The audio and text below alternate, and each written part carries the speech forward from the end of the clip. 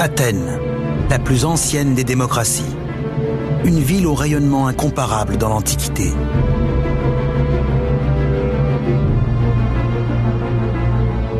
Une cité qui concentre le pouvoir et la richesse au cœur d'un puissant empire maritime.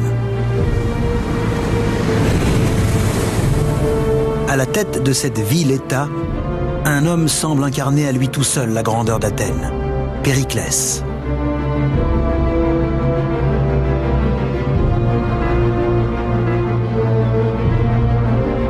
Mais en l'an -431, cet homme semble prêt à se lancer dans une aventure hasardeuse qui pourrait mettre en péril cette belle réussite. Une guerre censée renforcer la domination d'Athènes sur la Méditerranée. Le conflit va en effet apporter des bouleversements, mais pas ceux promis par Périclès.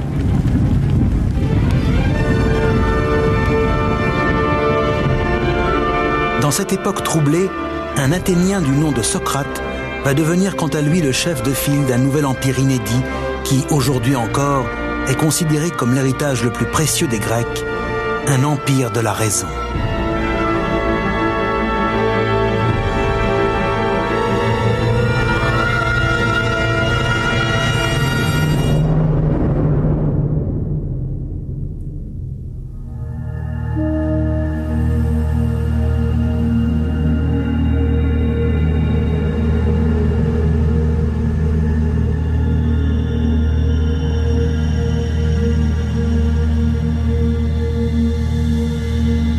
Nous sommes à la prison d'Athènes, en l'an 399 avant Jésus-Christ. Le grand philosophe Socrate va être exécuté.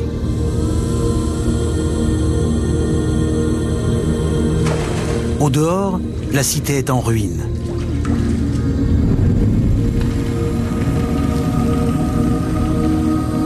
La nation athénienne a perdu dans la guerre sa gloire et son empire.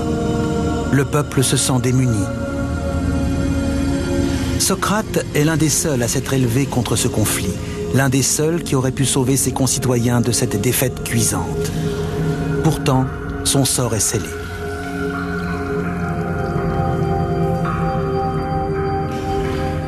Comment les Athéniens ont-ils pu condamner à mort l'un de leurs esprits les plus brillants? Comment ont-ils perdu leur grandeur passée? Pour le savoir, il nous faut revenir 30 ans en arrière.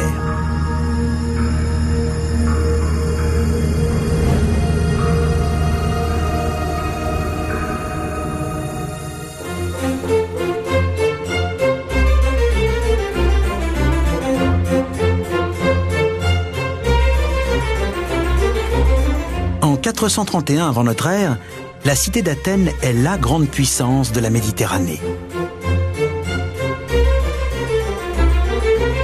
Périclès, issu d'une famille aristocratique, est à la tête de cette ville-État qui a bâti un empire maritime sur le pourtour de la mer Égée. Elle possède une imposante flotte de trières, des galères de combat.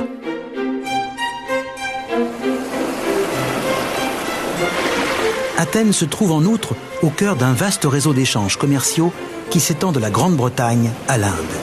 Une source de richesse considérable pour la cité.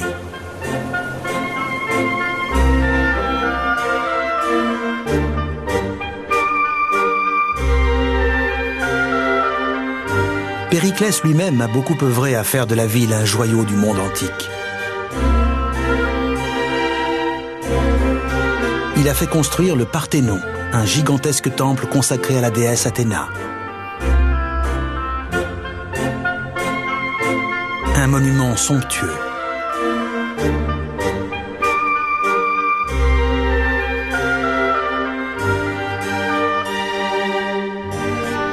Mais malgré son autorité et son influence, Périclès n'est pas seul maître du pouvoir. Car Athènes est une démocratie.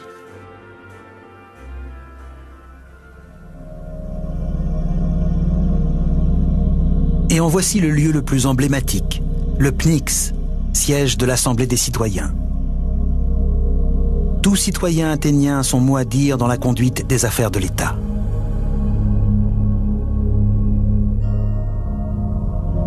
C'est ici que Périclès doit défendre sa politique et convaincre ses concitoyens.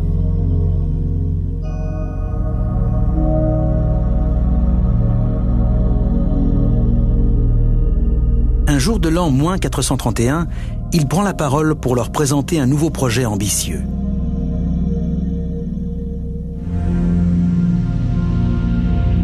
Un plan qui doit marquer l'apogée de la gloire athénienne.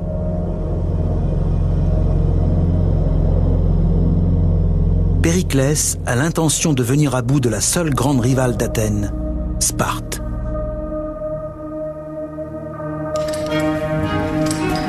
Sparte est la seule cité-État grecque capable de se mesurer à Athènes. Les Spartiates règnent sur le sud du Péloponnèse et possèdent une armée redoutable. Ils sont d'ailleurs entraînés à l'art de la guerre dès leur plus jeune âge.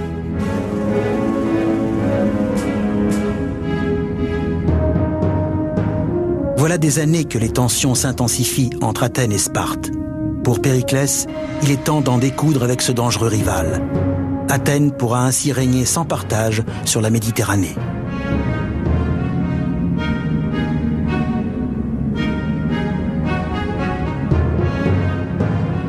Si nous faisons la guerre, ce qui me paraît la meilleure solution, nous ne céderons sous aucun prétexte, car ce sont les plus grands dangers qui réservent les plus grands honneurs.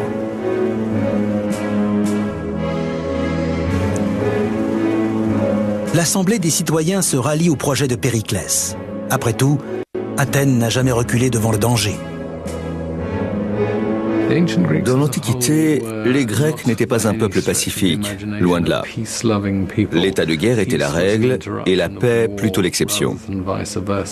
Quant aux Athéniens, ils étaient aussi belliqueux que les autres Grecs.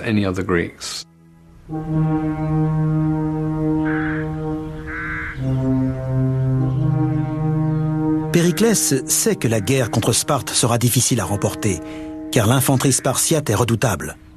Athènes, au contraire, tire sa puissance de sa marine.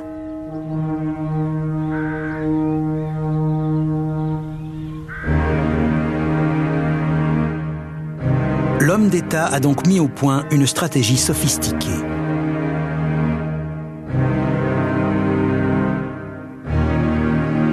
Il convainc ses concitoyens d'abandonner toutes les terres aux alentours d'Athènes et de se retrancher derrière les hauts murs de la cité, qui s'étendent jusqu'au port du Pirée.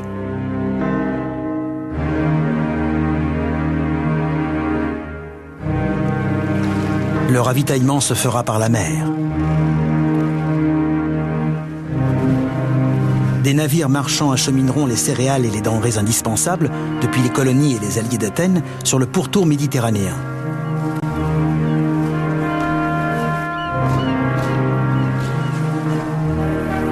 Le tout sous la protection de la flotte athénienne. Périclès compte utiliser sa marine de guerre pour attaquer les Spartiates depuis la côte.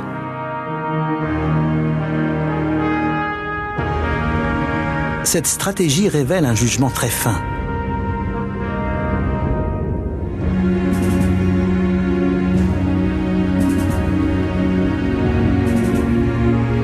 Périclès pensait qu'au bout d'un an ou deux, 3 tout au plus, les Spartiates se rendraient compte qu'ils allaient droit à la défaite.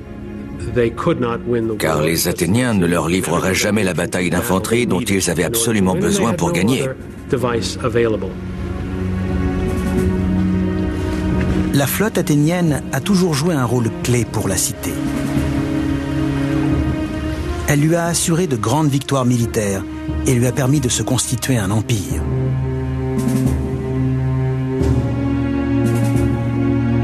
Périclès est certain qu'elle va maintenant offrir à Athènes son triomphe ultime.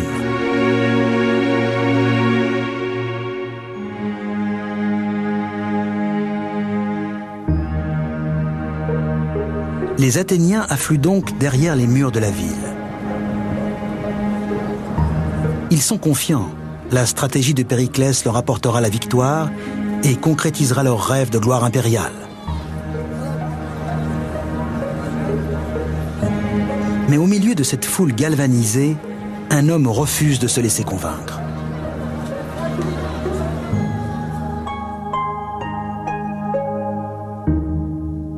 Un homme à part dans la société athénienne, Socrate.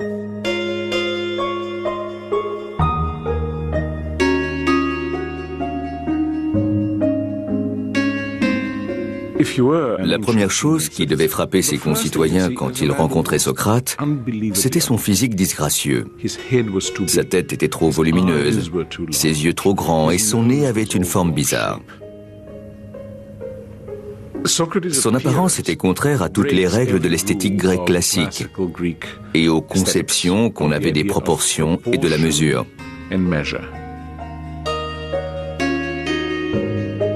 Socrate arpente les rues d'Athènes pieds nus, vêtu seulement d'une tunique crasseuse. Il ne se soucie absolument pas de son apparence, ni des conventions de son époque.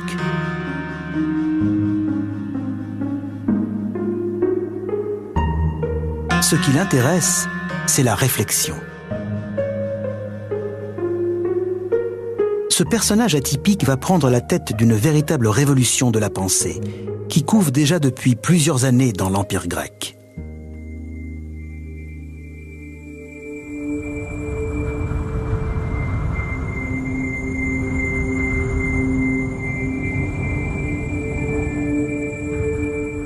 Pendant des millénaires, l'humanité a cru que le monde qui l'entourait, le soleil, les étoiles et la lune, étaient en réalité des divinités et des esprits. Pensant consigner des messages divins, des civilisations antiques telles que les Babyloniens ont constitué de vastes recueils de données astronomiques.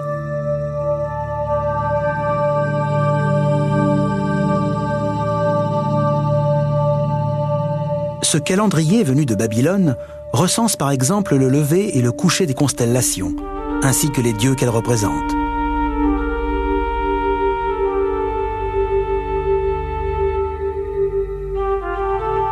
L'étude du ciel s'est lentement diffusée dans tout le monde antique, jusqu'à atteindre les colonies grecques situées sur les côtes de la Turquie moderne.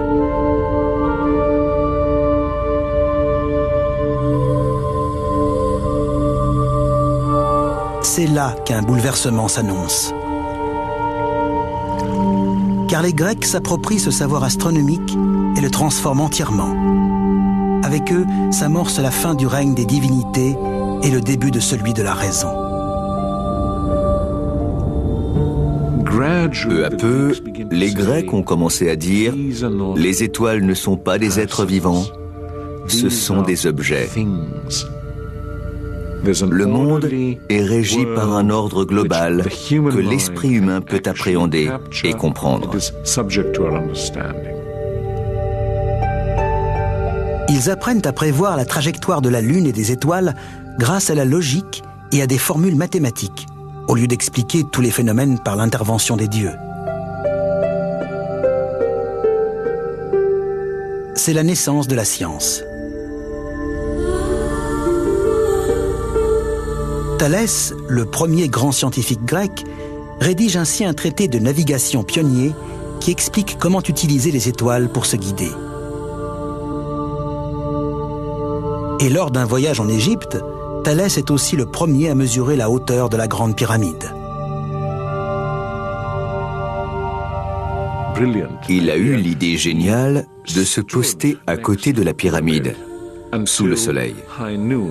Lorsque sa propre ombre a atteint exactement la même taille que lui, il a mesuré l'ombre de la pyramide et en a déduit la hauteur de la construction.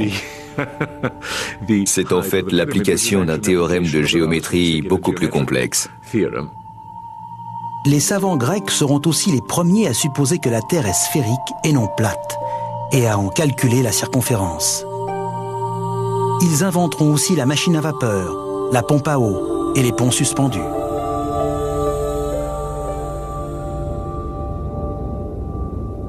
Mais Socrate, lui, ne s'intéresse pas au fonctionnement du monde tangible. Son nouveau mode de pensée, fondé sur la raison et la logique, lui sert à étudier ses semblables. Le grand bouleversement arrive avec Socrate, qui tourne le dos au monde de la nature. Ce qui l'intéresse, c'est l'individu. L'autre devient un objet d'attention et d'étude. Dans les rues d'Athènes, Socrate passe ses journées à converser, discuter et argumenter avec les passants. Avec plus de 150 000 personnes regroupées derrière les murs de la ville, il est dans son élément. Le plus extraordinaire chez Socrate, c'est qu'il était le premier citadin passionné. Il adorait la cité et a fait de la vie de la cité l'une de ses préoccupations centrales.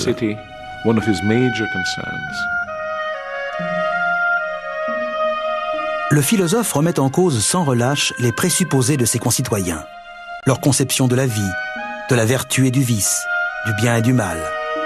Il prend un malin plaisir à mettre sans dessus dessous les conventions de son époque.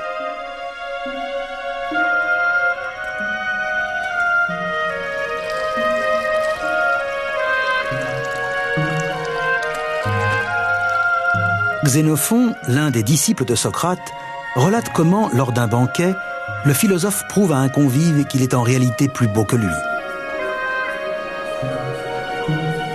Mes yeux sont plus beaux que les tiens. Les tiens ne voient que devant eux, tandis que les miens voient aussi de côté, puisqu'ils sont à fleur de tête. De la même façon, mon nez est plus beau que le tien, car mes narines sont retroussées pour recevoir les odeurs de tous les côtés. Voilà qui est typique de Socrate, présenter le monde sous un jour inédit grâce à la raison et à la logique. Pour Socrate, nous devons prendre nos décisions selon notre conception de ce qui est bon et de ce qui est mauvais, de ce qui est vertueux et de ce qui ne l'est pas. À ses yeux, la liberté de penser est d'une importance capitale, même si elle consiste à chambouler les idées reçues. Je vous dis que le plus grand bien de l'homme, c'est de s'entretenir chaque jour des choses dont vous m'avez entendu discourir. Une vie qu'on n'examine pas ne vaut pas d'être vécue.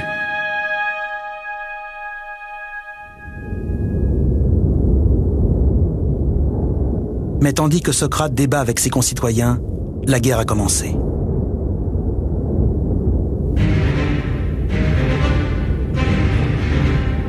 Les Spartiates envahissent la région d'Athènes et mettent le feu aux terres agricoles environnantes.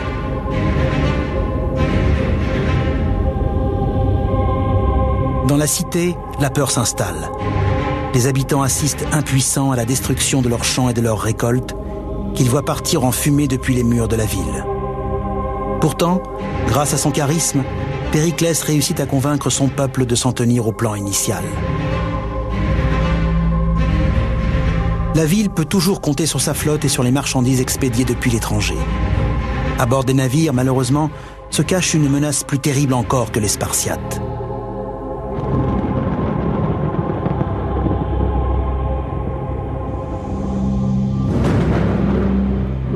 Car après un an de conflit, les vaisseaux chargés de céréales apportent dans leur cale une cargaison imprévue, le bacille de la peste. Très vite, Athènes est ravagée par l'épidémie. Le plan de Périclès n'a pas su anticiper ces difficultés. Pourtant, dans ce contexte de surpeuplement, c'était un risque prévisible. Le résultat a été épouvantable. L'épidémie se répand comme une traînée de poudre dans la population massée dans l'enceinte de la ville. Les symptômes sont horribles, comme en témoigne l'œuvre de l'historien et chroniqueur Thucydide, qui les décrit en détail.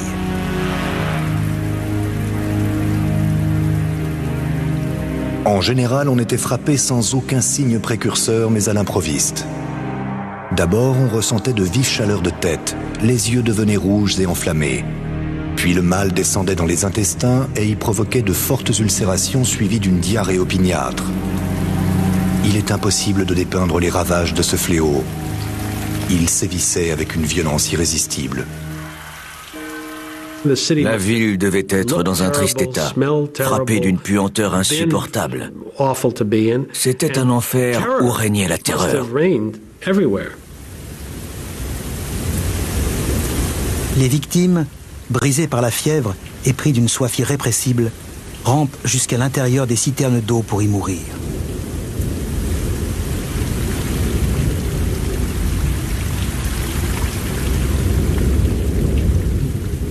Thucydide assiste à des scènes déchirantes dans les rues.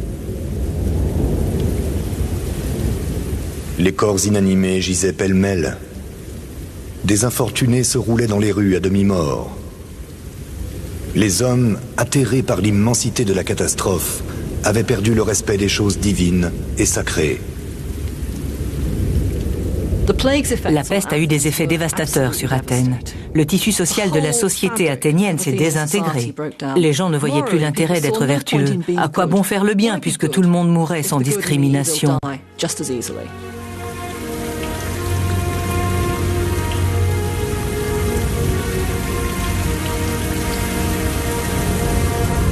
La peste emporte plus du tiers de la population d'Athènes.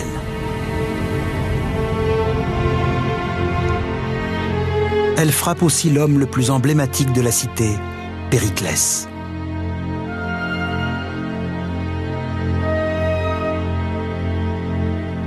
Plutarque, son biographe, décrit ainsi ses symptômes. La peste s'empara de Périclès. L'attaque ne fut pas aiguë comme chez d'autres, ni violente. Le fléau prit la forme d'une maladie sournoise qui épuisa son corps et mina sa force morale. L'homme fort de la cité en est réduit à recourir à des potions et à des sorts dans l'espoir de guérir.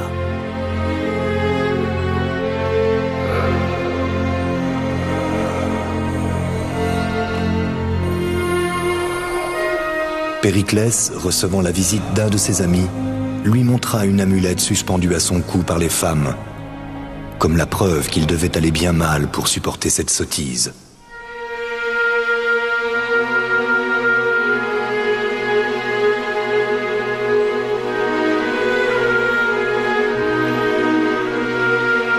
Sa maladie se prolonge pendant 6 mois, avant de l'emporter en moins 429.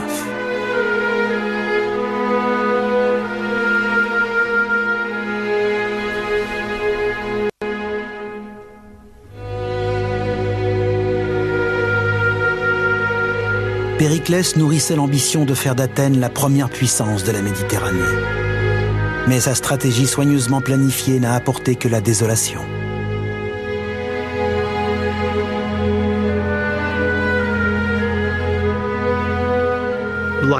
Comme la plupart des grands hommes à qui tout semble réussir, Périclès a sous-estimé un facteur. Certaines choses échappent au contrôle de l'homme, même quand celui-ci est l'un des plus intelligents qui soit.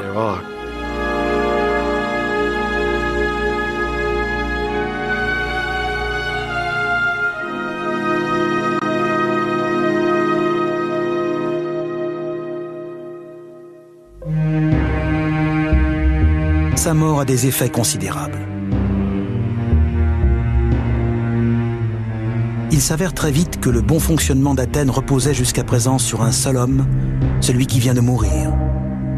Plutarque décrit les changements rapides qui s'ensuivent.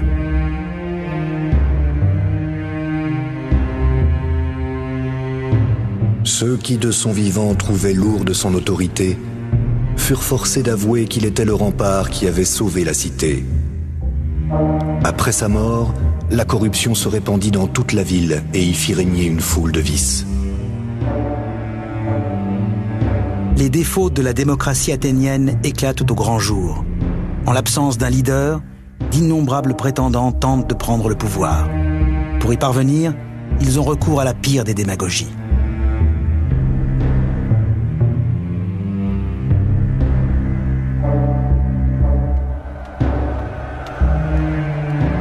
Pour flatter le peuple, les successeurs de Périclès, qui voulaient tous se hisser au premier rang, étaient portés à lui abandonner les affaires.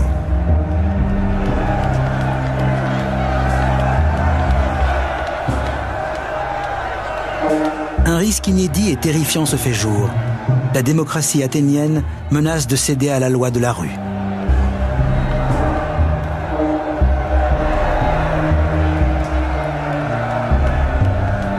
Dans ces conditions, difficile de poursuivre la guerre.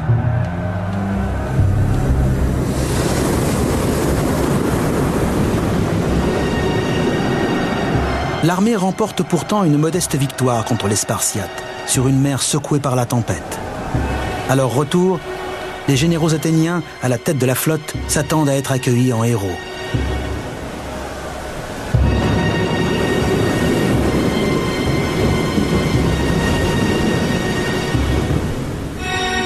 Mais dès leur arrivée, ils sont jetés en prison.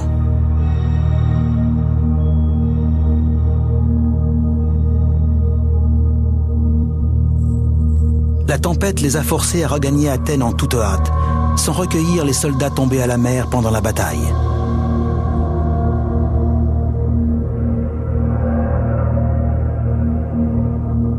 Des orateurs habiles persuadent la population que ces généraux ont commis là un crime épouvantable et ne méritent qu'un jugement sommaire avant d'être exécutés.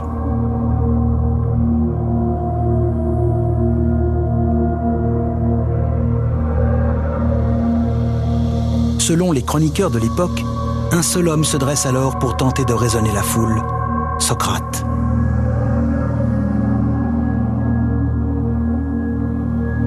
Seul contre tous, Socrate s'est élevé contre les réactions furieusement agressives exprimées par l'opinion publique. Il a campé sur ses positions, a déclaré que c'était une erreur et qu'il allait voter contre. Les principes prônés par Socrate trouvent ici une application concrète.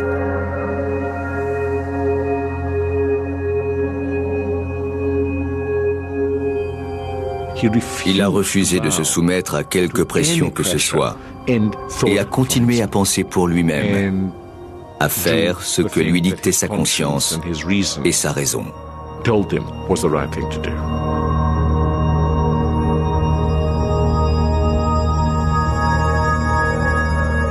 Mais au final, Socrate reste une voix bien solitaire.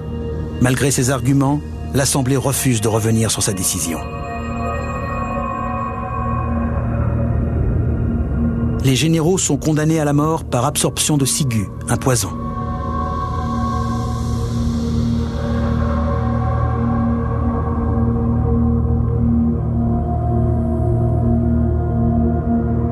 C'est une perte énorme pour l'effort de guerre athénien.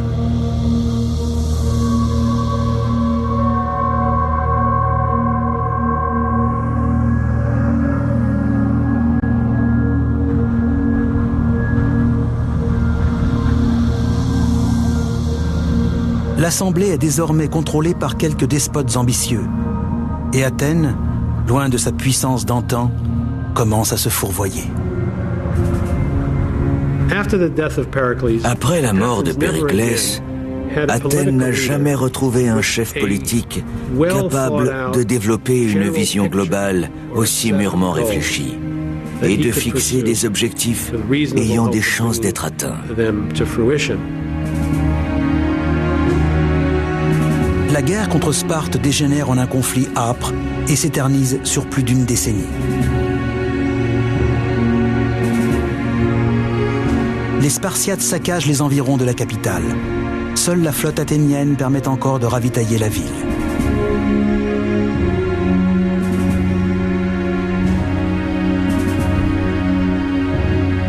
Aucun des deux camps ne parvient à prendre le dessus.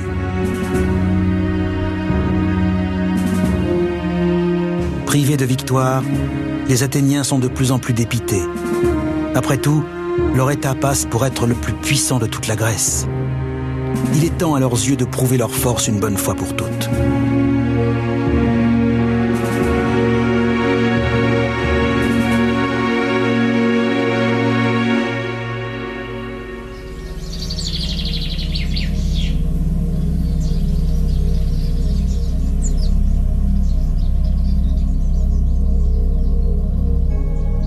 En l'an 416 avant Jésus-Christ, une proposition audacieuse est présentée à l'Assemblée. Même si elle ne garantit pas la défaite de Sparte, elle devrait permettre aux Athéniens de satisfaire leur soif de gloire. Ségeste, une petite colonie grecque située en Sicile, a demandé protection à Athènes. Elle est en guerre avec la cité voisine de Sélinonte, soutenue par Syracuse, l'allié de Sparte. Les Athéniens décident de venir en aide à Ségeste et d'humilier leurs ennemis jurés. Ils espèrent en profiter pour conquérir toute la Sicile. Un Athénien prend la parole face à l'Assemblée. Nous-mêmes, comme tout le monde, nous n'avons acquis l'Empire qu'en nous portant à l'aide de ceux qui sollicitaient notre assistance. Menons cette expédition pour rabattre l'orgueil des Spartiates. nous nous placerons tout naturellement à la tête de la Grèce entière.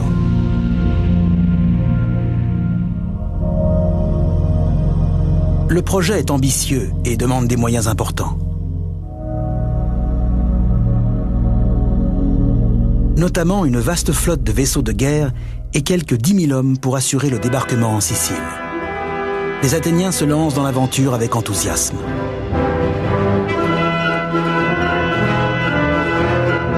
Les armuriers rallument leurs forges.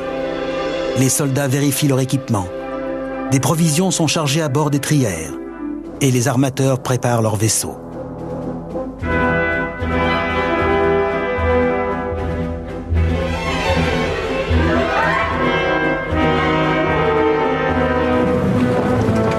La puissante force d'invasion met le cap sur la Sicile avec tambour et trompette.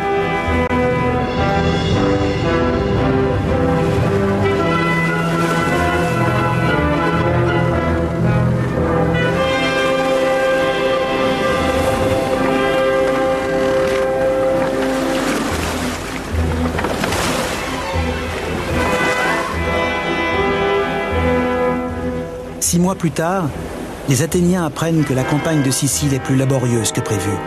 Il faut envoyer des renforts.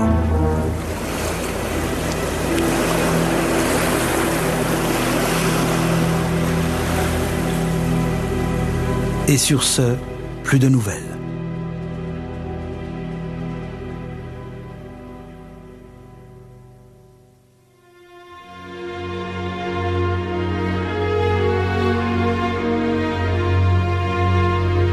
Jusqu'à l'automne de l'an -413. Un marin arrive alors à Athènes.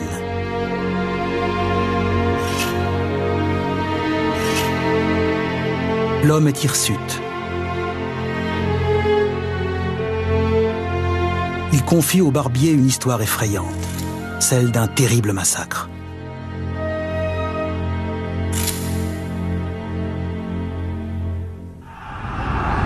Une armée d'envahisseurs mise en difficulté à peine débarquée. Des chefs de guerre incapables de se mettre d'accord sur une stratégie commune. Une pénurie progressive d'eau et de nourriture. Enfin, une tentative désespérée de traverser un cours d'eau pour prendre la fuite.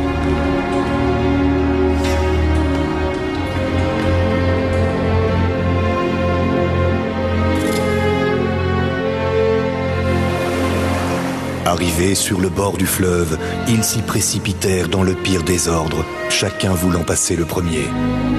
Ils tombaient les uns sur les autres, se foulaient aux pieds. Tout à la joie d'étancher leur soif, ils continuaient à boire l'eau, pourtant ensanglantée et fangeuse. Déjà, un grand nombre de cadavres s'amoncelaient dans le fleuve.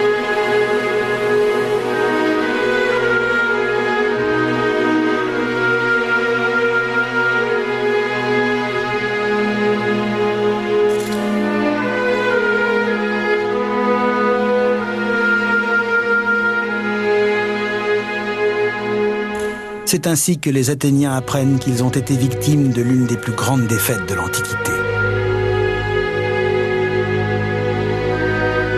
Plus de 50 000 hommes ont été tués ou faits prisonniers.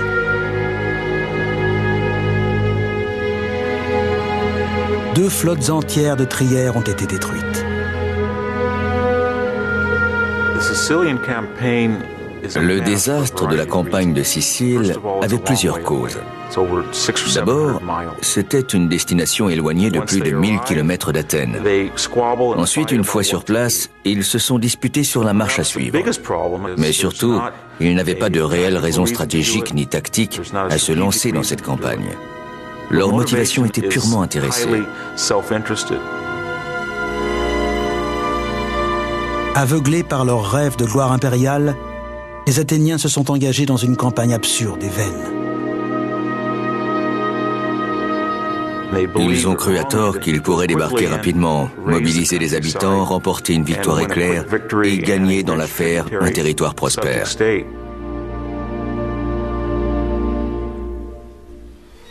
Thucydide décrit l'étendue des dégâts. Ce fut l'événement le plus glorieux pour les vainqueurs, le plus lamentable pour les vaincus. La défaite des Athéniens était entière et leur ruine totale. Armés de terre et vaisseaux, ils perdirent tout.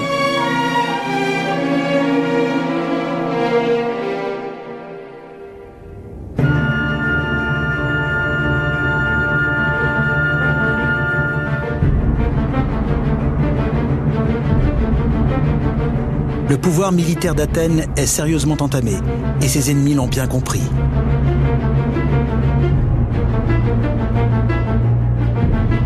Ainsi, les Perses, humiliés par Athènes 50 ans plus tôt, voilà l'occasion rêvée de prendre leur revanche.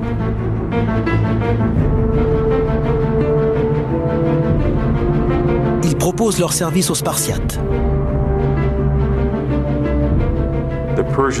Les Perses observaient la situation attentivement. Ils ont décidé d'aider Sparte en lui fournissant de la main-d'œuvre pour ramer à bord de ses galères et construire d'autres vaisseaux. Sparte, qui n'a jamais été une nation maritime, dispose désormais d'une flotte financée par les Perses.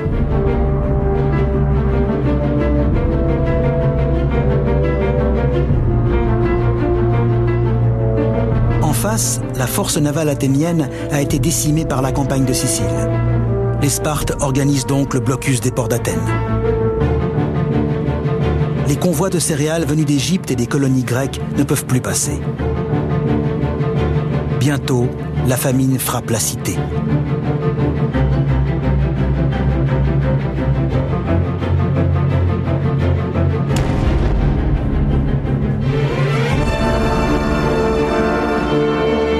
Les habitants implorent leur déesse protectrice, Athéna. « 30 ans auparavant, au temps de l'âge d'or d'Athènes, Périclès avait fait construire un temple fastueux en son honneur.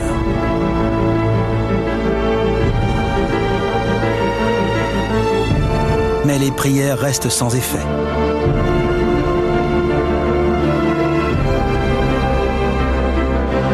Le déclin d'Athènes est indiscutable.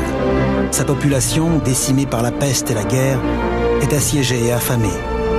Les caisses de l'État sont vides et sa flotte, autrefois si conquérante, fait maintenant piètre figure.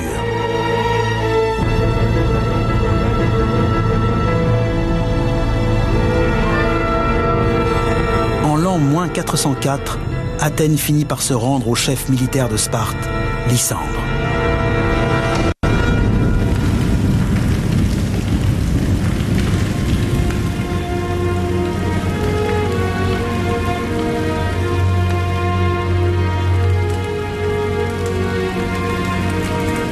Les vainqueurs sont sans pitié. Les hautes murailles qui protégeaient la ville doivent être abattues. Ce qui reste de la flotte sera détruit.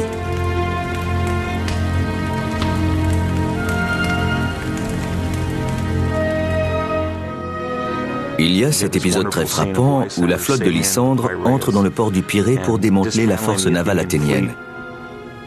Cette destruction symbolise l'écroulement de l'Empire athénien.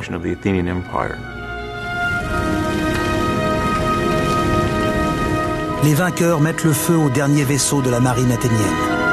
Seuls 12 navires sont conservés.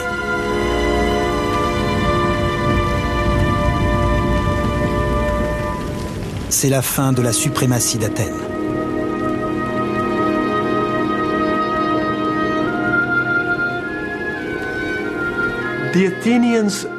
Les Athéniens ont très nettement surestimé leur capacité. C'est à ce moment, je crois, que le modèle démocratique a révélé qu'il pouvait tourner au drame.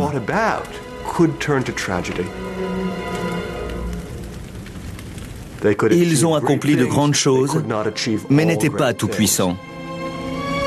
Mais il faudra une ultime manifestation de vanité et de violence pour que les Athéniens commencent à se racheter une conduite et pour que leur ville renaisse de ses cendres.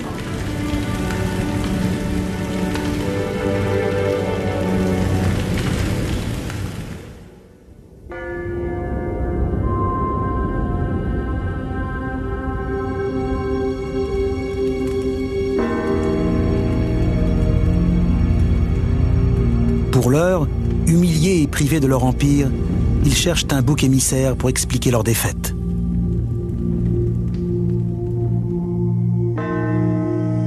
Pour eux, il y a un ennemi à l'intérieur même de la cité. Un homme qui a osé contester leur rêve de suprématie.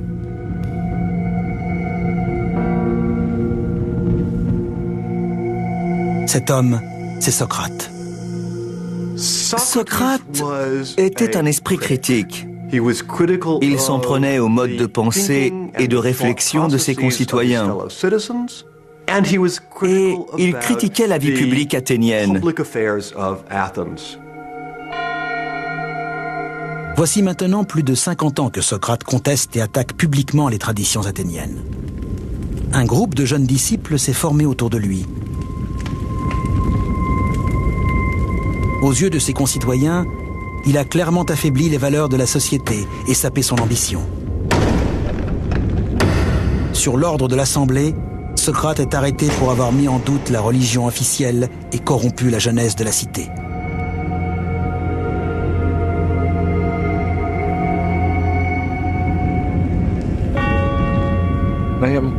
Dans une société assez concentrée comme Athènes, il est évident qu'un individu qui remet constamment en cause des principes de gouvernement séculaire est perçu comme un danger important, au moins par certaines personnes.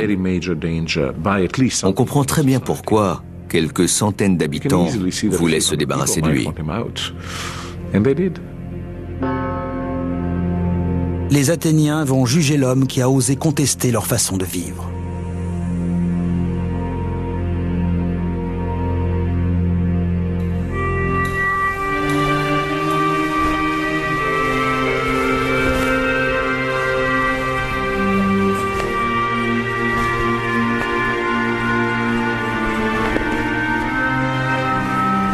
Sur la place du marché de la cité, un auvent est tendu pour protéger l'auditoire du soleil brûlant. C'est ici que Socrate va être jugé, par un tribunal dont les membres sont tirés au sort.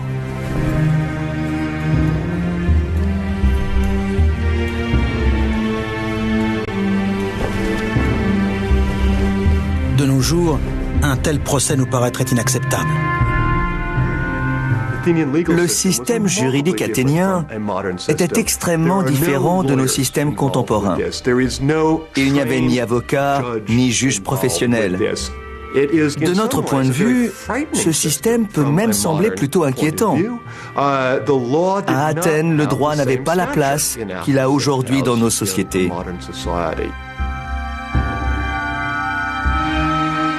Le procès de Socrate est semblable à celui des 6 généraux condamnés à l'exécution sommaire 7 ans auparavant.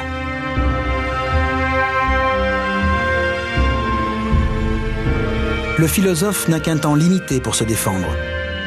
Dans les tribunaux athéniens, toutes les plaidoiries sont chronométrées à l'aide d'une clepsydre, une jarre pleine d'eau se vidant régulièrement dans un autre récipient.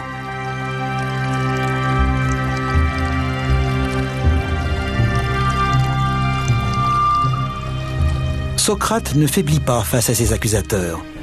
Bien au contraire, il s'entête et explique que ses principes de vie, loin d'avoir corrompu Athènes, n'ont amené que des bienfaits à la cité.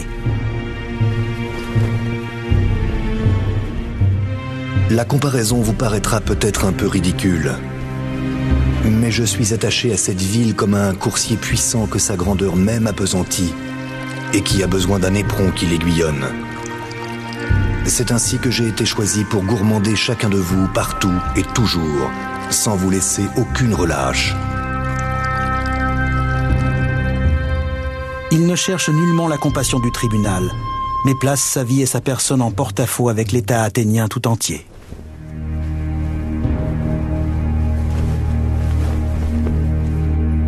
Il a fait ce qu'il juge bon de faire. Il estime que la vie qu'il a choisie, cette vie où l'on pense pour soi-même, est la meilleure qui soit.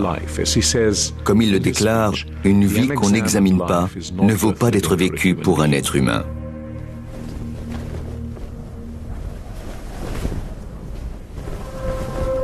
Socrate aurait pu présenter ses excuses au tribunal. Peut-être aurait-il été acquitté. Mais au lieu de cela, il réclame d'être nourri gratuitement à vie en récompense de son travail. On imagine la réaction du tribunal et de l'auditoire à l'époque. Ils ont dû en rester sans voix. Au moment du vote, le verdict est sans surprise.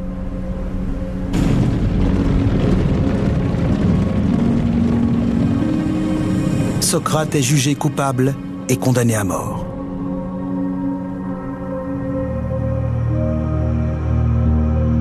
il réagit avec une sérénité et un calme étonnant.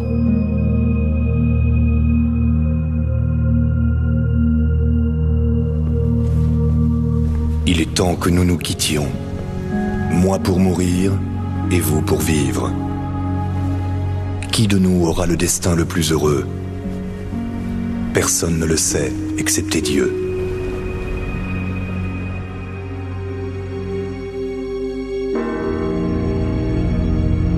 Socrate est conduit à la prison d'Athènes.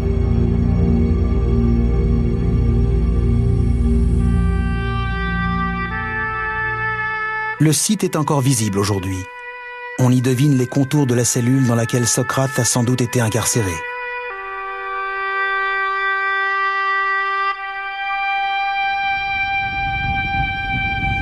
Des récits relatant ces derniers jours sont parvenus jusqu'à nous.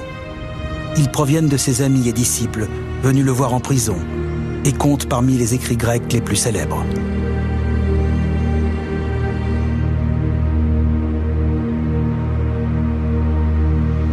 Avec sa mort, Socrate va transformer Athènes. Il va prouver à ses concitoyens que les principes qu'il défend, l'usage de la raison et la remise en question du monde, valent la peine de se sacrifier. Il doit être exécuté selon la tradition athénienne, en buvant la ciguë.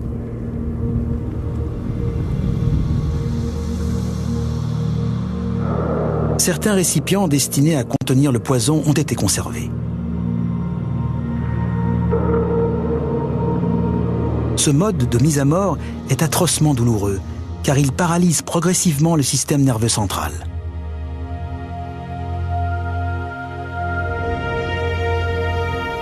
Mais tandis qu'approche l'heure de son exécution, Socrate continue de dialoguer avec ses amis, comme si de rien n'était.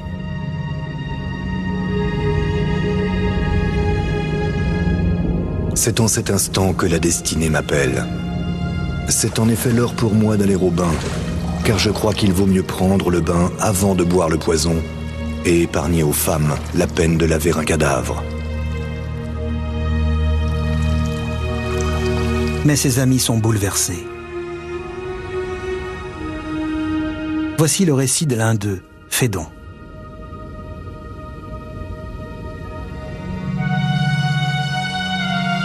J'eus beau me contraindre, mes larmes s'échappèrent à flots.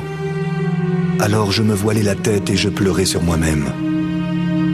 Tous les disciples avaient le cœur fendu, excepté Socrate lui-même qui dit « Que faites-vous là, étranges amis ? J'ai toujours entendu dire qu'il fallait mourir sur des paroles de bon augure. Soyez donc calmes et fermes. »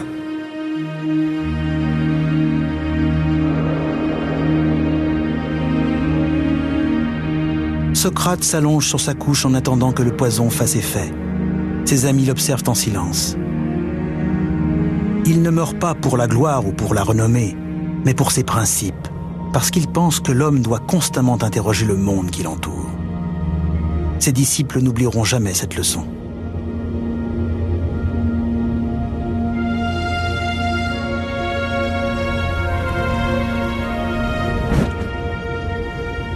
Socrate, par sa vie et sa mort, devient un héros grec d'un nouveau genre. Désormais, le héros est un homme de conviction qui suit exclusivement ce que lui dicte sa conscience intellectuelle. C'est une façon inédite de concevoir l'humain et l'idéal de l'homme vertueux.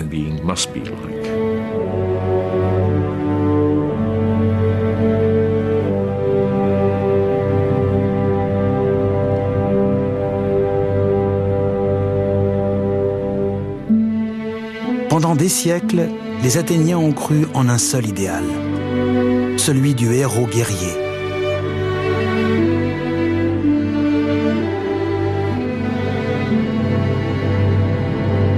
Ceci les a conduits à vaincre des ennemis puissants et à bâtir un empire influent.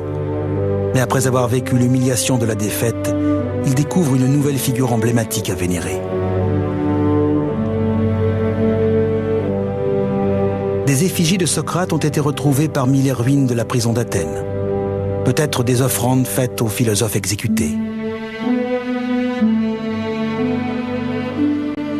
L'enseignement capital laissé par Socrate, c'est la nécessité d'être critique, surtout à l'égard de soi-même.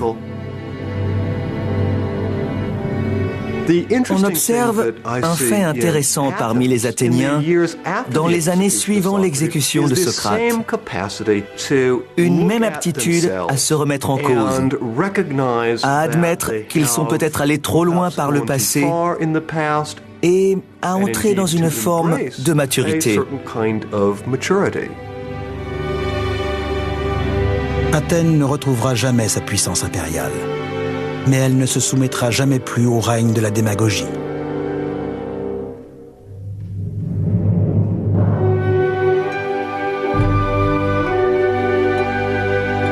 Au contraire, elle devient la cité du questionnement intellectuel. Un lieu d'étude et de débat où les disciples de Socrate, puis leurs propres élèves, dessineront les contours d'un monde fondé sur la raison.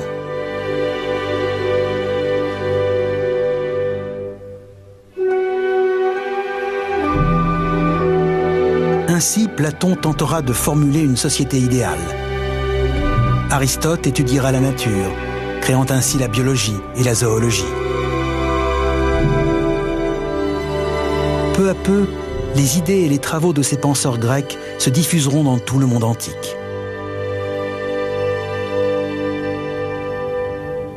Dès lors, les Athéniens vont concentrer une grande partie de leurs efforts sur la réalisation de ce que l'on pourrait appeler un empire de la pensée.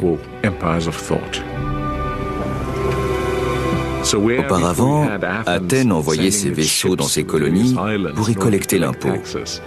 Désormais, c'est la raison qui étend son empire sur toutes les autres régions du monde, y compris celles où nous vivons aujourd'hui. Et les principes socratiques, la raison, la remise en cause des évidences et du monde qui nous entoure, s'installent dans la durée.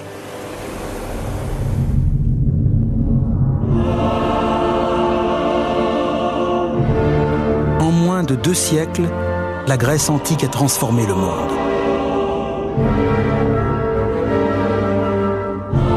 Au milieu des ruines, quelques grands personnages ont créé un nouvel empire puissant. Ils ont inventé la démocratie et la politique, la science et la philosophie.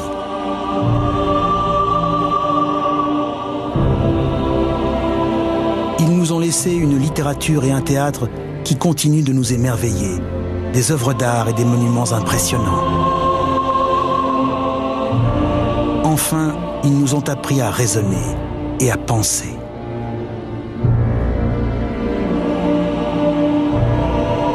Si bien qu'aujourd'hui, notre monde est encore pétri de ces avancées extraordinaires, vieilles de près de 2500 ans.